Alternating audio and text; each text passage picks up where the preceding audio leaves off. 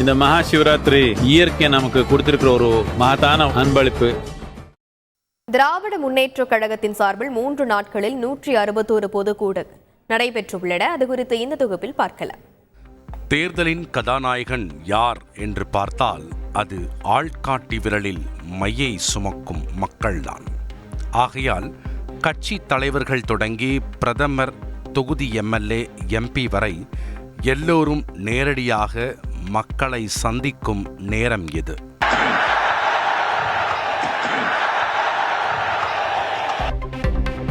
அந்த வகையில் தமிழ்நாட்டின் அத்தனை கட்சிகளும் தேர்தல் அறிவிப்புக்கு முன்னதாக மக்களை ஒரு பார்வை பார்த்து விடலாம் என பவனி வந்து கொண்டிருக்கின்றன. ஆனால் திமுகவினர் களத்தில் முந்திக் கொண்டனர்.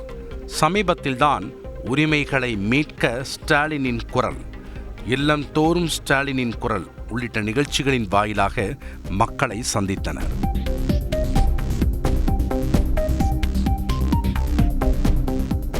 அதே சூட்டுடன் எல்லோருக்கும் எல்லாம் என்ற தலைப்பில் 161 பொதுக்கூட்டங்களை பிளான் செய்திருக்கிறது திமுக.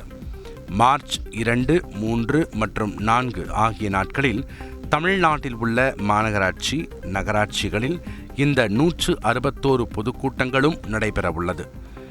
இப்பொதுக்கூட்டங்களில் திமுகவின் முன்னணி தலைவர்கள் கலந்து கொண்டு பேச உள்ளனர். நடந்து முடிந்த சட்டப்பேரவை கூட்டத்தொடரில் சமர்ப்பிக்கப்பட்ட நிதிநிலை அறிக்கைதான் இந்த 161 பொதுக்கூட்டங்களின் வாயிலாக மக்களிடம் கொண்டு செல்லப்படுகின்றது. சமூக நீதி, கடைக்கோடி மனிதருக்கும் நலவாழ்வு, உலகை வெல்லும் இளைய தமிழகம் உள்ளிட்ட 7 இலக்குகளை மையமாக வைத்து நிதிநிலை அறிக்கை தயார் செய்யப்பட்டிருந்தது. இதில் அறிமுகப்படுத்தப்பட்ட திட்டங்களை மக்களிடம் கொண்டு செல்லவே இந்த கூட்டங்கள். மாணவிகளுக்கு 1000 ரூபாய் உதவித்தொகை வழங்கி வரும் திட்டம், விடியல் பயணம், தமிழ் புதல்வன், மத்திய அரசின் வேலைவாய்ப்பு பயிற்சி, இதுபோக கல்விக்கு ஒதுக்கப்பட்ட நிதி, மகளிருக்கு இலவச பேருந்து பயணம் உள்ளிட்டவற்றை திமுக தனது வெற்றி திட்டங்களாக கருதுகிறது.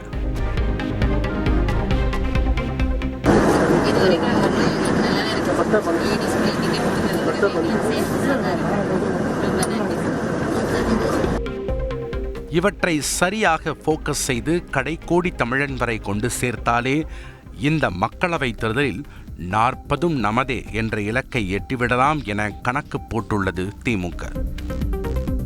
அதேபோல மத்தியில் ஆளும் பாரதிய ஜனதாவின் மீதான குற்றச்சாட்டுகளையும், இந்தியா கூட்டணி வெற்றி பெற வேண்டிய அவசியத்தையும் இந்த கூட்டங்களின் துணை பேசும் பொருளாக இணைத்துள்ளன.